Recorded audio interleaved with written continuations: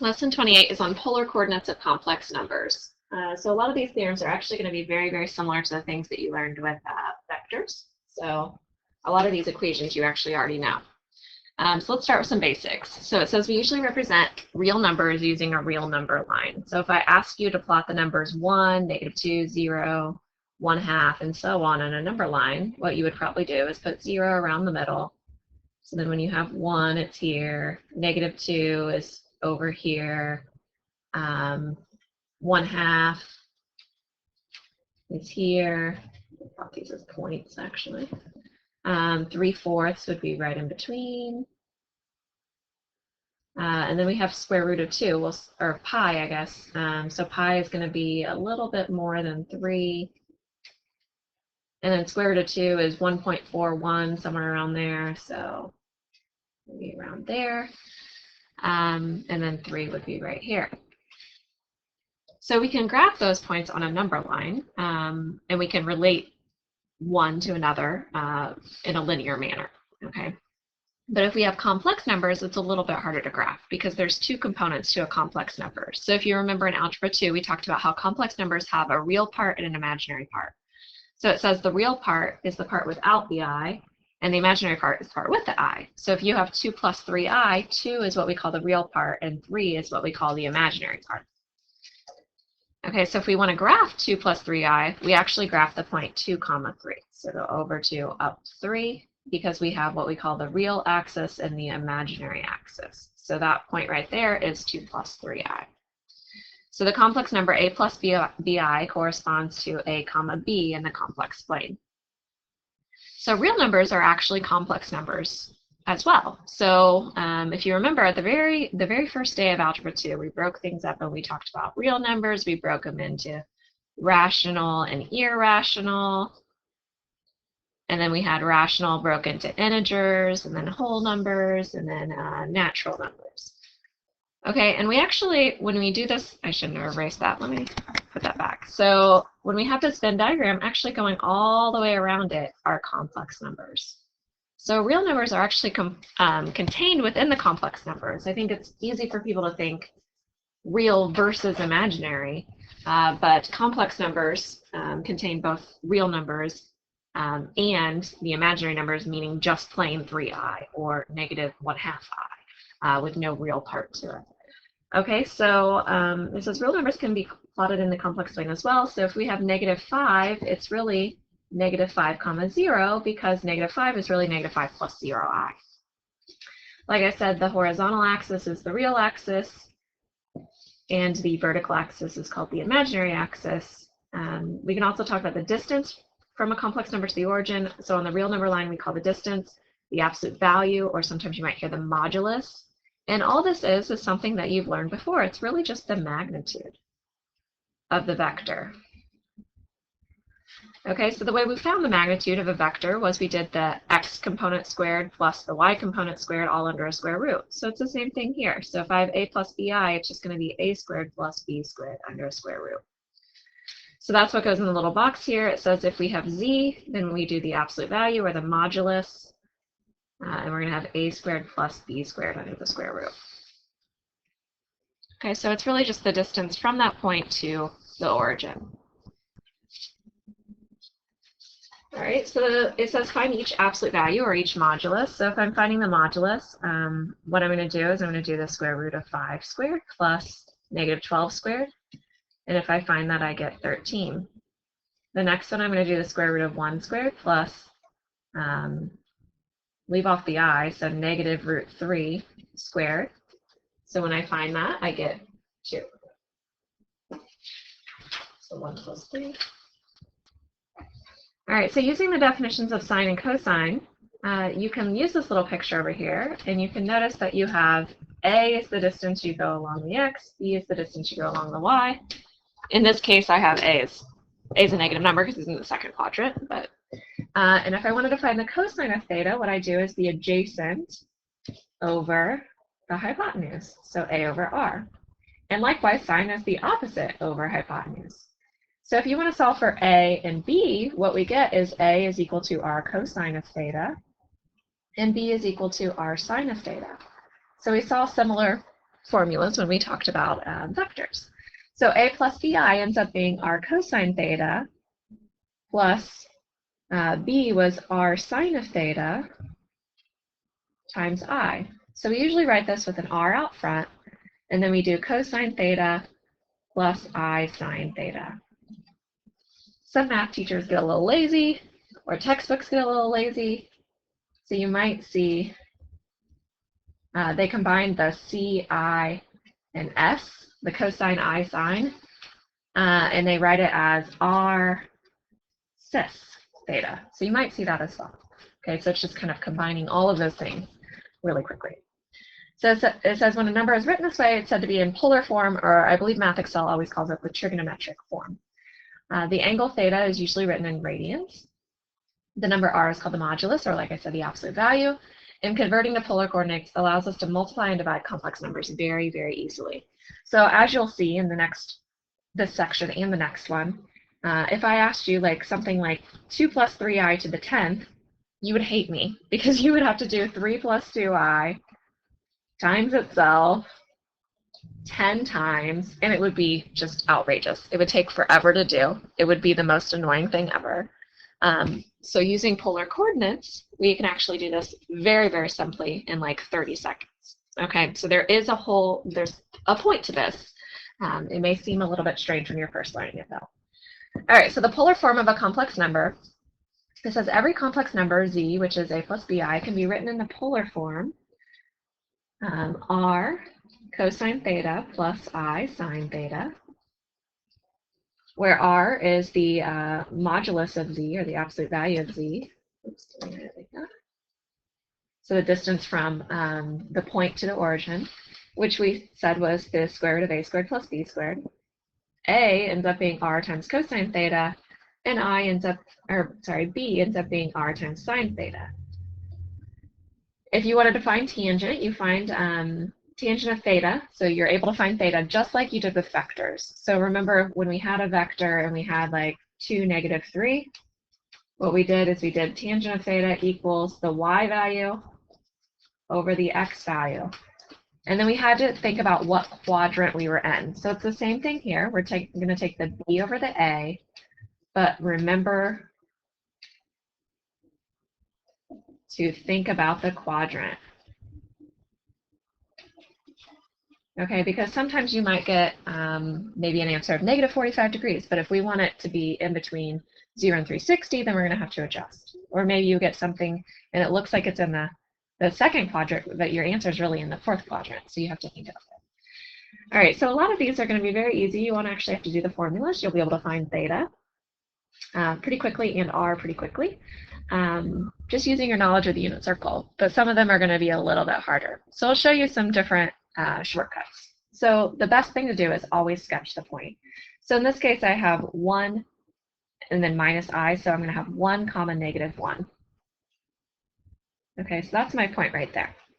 All right, notice it's in the fourth quadrant, so I'll write a little 4 there, so I remember. So if I'm finding these various things, if I want to find the length, the modulus, what I'm going to do is I'm going to do my 1 squared, and I'm going to do my -1 squared. So I get the square root of 2. Okay, and if I want to find my theta, I can do tangent of theta. But hopefully you guys don't even need to do this step, because you can tell that if you go over the same amount and down the same amount, you actually have a 45-degree angle. So it's like -45 degrees, right? But I'm going to want you to answer between 0 and 2 pi. And be very careful in your Math Excel. Make sure you pay attention to what they ask for. All right, so if I do this, if I do y over x, then when I do inverse tangent of theta, or inverse tangent of -1, I think my calculator gives me -45 degrees. Okay, so we want this to be in radians. So what I'm going to have is 7 pi over 4. Okay, so this makes my trigonometric form, or polar form, r. Maybe I should write that not as the modulus of z. Maybe I'll just write it as r. So I'm going to have r cosine of 7 pi over 4 plus I sine of 7 pi over 4. Okay, and that is my answer. Okay, don't go too far. Don't try to simplify, because if you actually find the cosine of 7 pi over 4, what happens is you get the square root of 2 over 2, and then you get negative square root of 2 over 2. And then when you multiply this root 2 in, what do you get? You get 1 minus I, which is exactly what you started with. Okay, so we're trying to change its form, but we're not trying to simplify it back to what it originally was. Okay, so don't go too far. A lot of students will do that. All right, so the next one, I have 4 plus 4 root 3. So I can tell it's in quadrant 1, so I'm going to go over 4 and then up 4 root 3, like that. And if you notice, as you're writing those numbers in, 4 and 4 root 3, you can see that it's a 30, 60, 90 triangle. So I actually have 60 degrees there. So without doing any of the tangent theta equals the b over a, which you can, so if you set it up, you'd be fine. So you could do b over a. So you have tangent theta equals root 3. You could have just noticed that that was a 60-degree angle. So theta, since it's in the first quadrant, has to be pi over 3. Okay, so there are some shortcuts. You don't always have to do all the math behind it. You can tell what a lot of these angles are. All right, and if we want to find the distance from the point to the origin, that's actually 8, right? Because it's a 30, 60, 90 triangle. So r ends up being 8. And again, you could do that. You could do r is equal to the square root of 4 squared plus 4 root 3 squared, and you would get the same thing. So do the work if you need to, but if you can get away with not doing it, it makes your homework a little bit faster. So these are the two values we have. So putting those together to give the polar form, or the trigonometric form, we get r cosine of pi over 3 plus I sine of pi over 3. Okay. And I know right now it doesn't look very simplified, and I know you really want to simplify it more, but there's a reason that we do this, because it does make multiplication much, much easier. All right, so the next one is negative 6i. So what that is 0 minus 6i. Okay, so it's just this point right down here. All right, so if I want r is the distance from the origin to that point. So r is easy, it's 6. And if I talk about theta, theta is going to be the angle going around, right? So theta is equal to 3 pi over 2. So already I have all the information I need. So it's going to be 6 cosine of 3 pi over 2 plus I sine of 3 pi over 2. So if you're getting annoyed with writing the cosine I sine, you could always write 6 cis 3 pi over 2, remember? So that is kind of a shortcut. Math Excel is not going to accept that, but if you want to write that on your test, I don't mind. All right, so the next one. So I have negative 4 and then 3. So 1, 2, 3, 4, 1, 2, 3. So this doesn't look like it's going to be one of the ones that's a unit circle value. Okay, so if I want to find r, all it is the 3 squared. Well, I'll do the negative 4 squared first, like the formula. So it's the negative 4 squared plus the 3 squared. So surprise, surprise, it's a 3, 4, 5 right triangle, right? So we get 5 as r. And if I want theta, I'm going to do tangent of theta equals the y value over the x value. So when I solve for theta, let's go ahead and make our calculator in radian mode. All right, and when we do it, we get, I think it was like negative 0.6435. We might check these values. Someone used my calculator and didn't return it today, so not in pre-calc, in a little camp I did, so I had to use my phone for these, and I'm just not very comfortable using my phone. All right, so if you get negative 0.6435, where that's actually located is in the fourth quadrant, because this is negative 1.57 for negative pi over 2. So that's giving you a value that's between 0 and negative 1.57. So we don't want that location. We want it in the third quadrant, right? So we have to adjust. So since tangent has a period of pi, we can add or subtract pi as needed. So in this case, we need to add pi. Okay, and what that's going to do is it's going to bring it all the way around to where we need it. Okay, so when we add pi, we should get theta is equal to 2.498. Okay, if you're more comfortable with the degrees, some of the questions on Math Excel are in degrees, so you could always do that. So this ends up being 5 cosine of 2.498 plus I sine of 2.498. That's our answer. All right, so the next one, we have root 2 minus root 2i. So if we sketch it out, we have root 2, and then we have negative root 2. Okay, so it's the same amount to the right and then down, so it is one of the 45-degree angle ones. So this is the theta of 7 pi over 4 again. And your radius, if you find it, notice it's a 45, 45, 90 triangle, so like we have x, x, and x root 2. So if I want to find that hypotenuse, or the modulus, or the absolute value, whatever you want to call it, we find that by taking our root 2 times another root 2. So it ends up being 2. Okay, but again, you could do your square root of the a squared plus b squared if you needed to. So we get r cosine of 7 pi over 4 plus I sine of 7 pi over 4. All right, and then 8 minus 2i, this is one that's not going to be a unit circle value. So we go out 8, we go down 2. So we're in the fourth quadrant.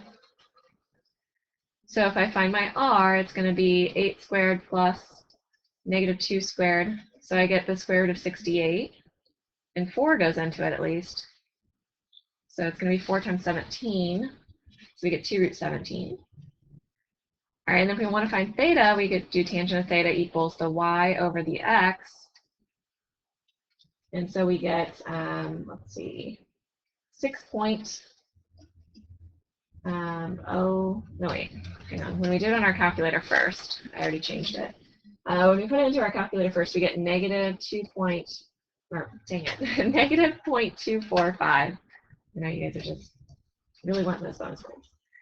All right, so that is in the fourth quadrant, but it's not between 0 and 2 pi. So we're going to adjust it by adding 2 pi.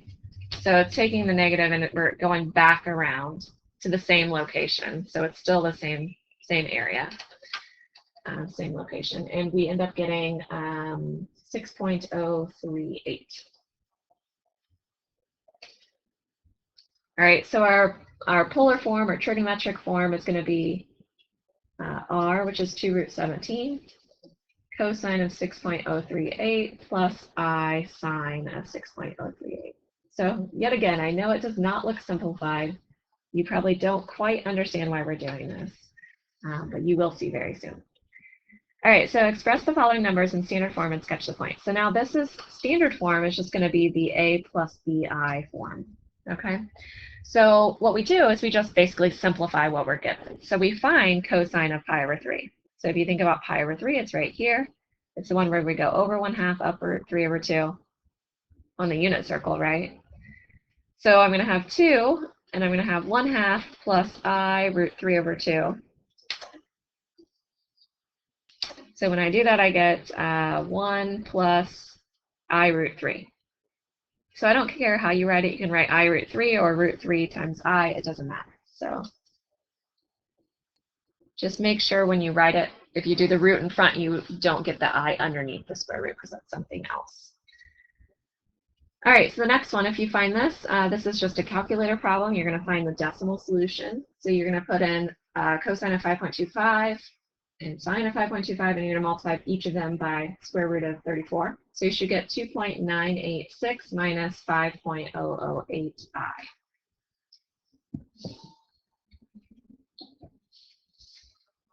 All right, so why do we do this? Because like I said, it makes multiplication much easier. So if you have z1 times z2, so where z1 is r1 times cosine theta 1 plus I sine theta 1 and so on. If you're multiplying two things that are in this trigonometric form, it's a very easy thing. All you do is you take your two r values and you multiply them together. And you start out with your cosine and your I sine. But for your thetas, you end up adding them. So don't multiply the thetas, you add your thetas. And I'll show you why this is true.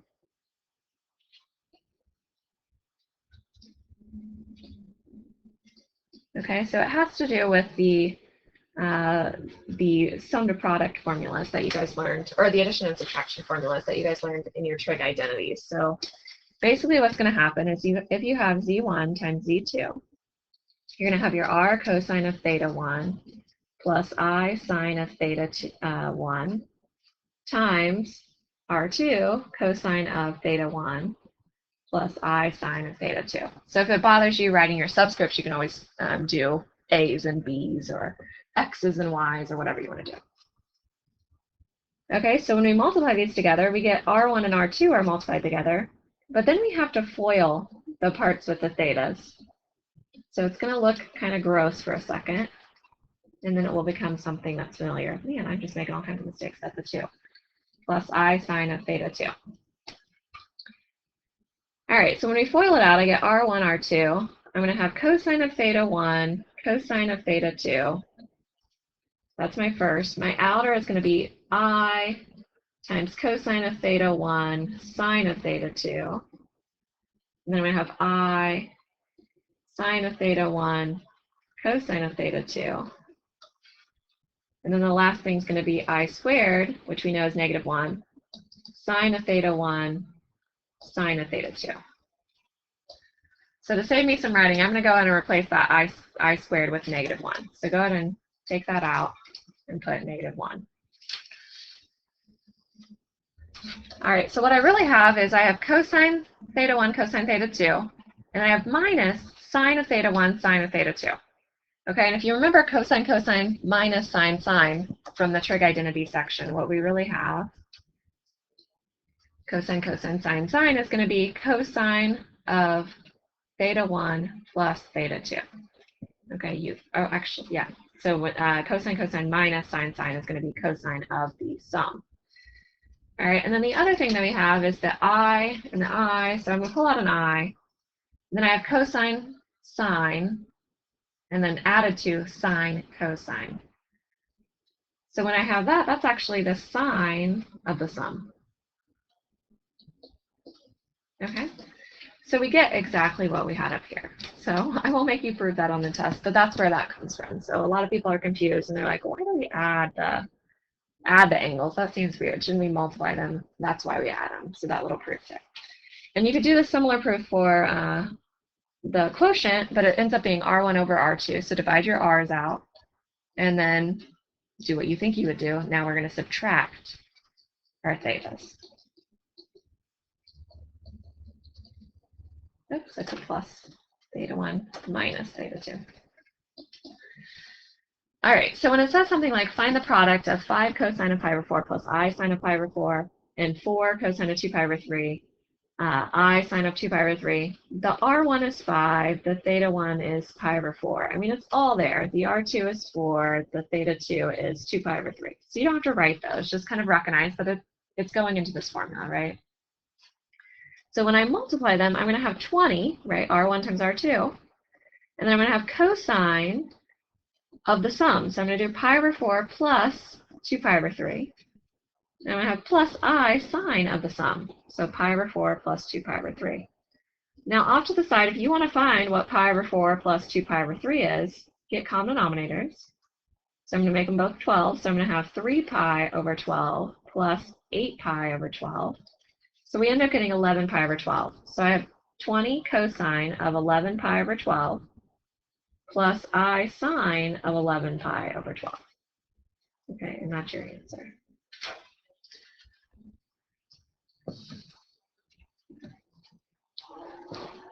All right, so if it says find the quotient, that's when you divide. So you're going to have the 12 over the 6, and then you're going to subtract your theta. So you're going to have 4 pi over 3 minus the 3 pi over 4 plus I sine. Everybody always forgets the I, so be careful.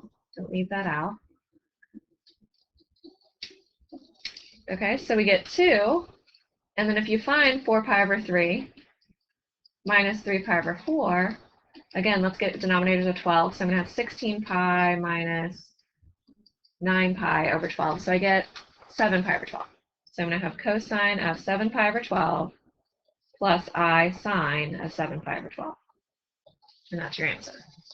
Now, obviously, we can find 7 pi over 12 by doing like the half angle formula, or we could do the addition and subtraction method that we did before. But a lot of times these will work out to be nice things, and then you can change it to what we call rectangular form or the standard form, right, with the a+bi form. Okay, but I'm not asking you to do that in these first couple of examples. All right, so the next section is going to be about raising things to powers, and it's going to be very, very similar to this. So this is just kind of an introduction to our polar form, or trigonometric form. So hopefully it's pretty easy for you on your homework.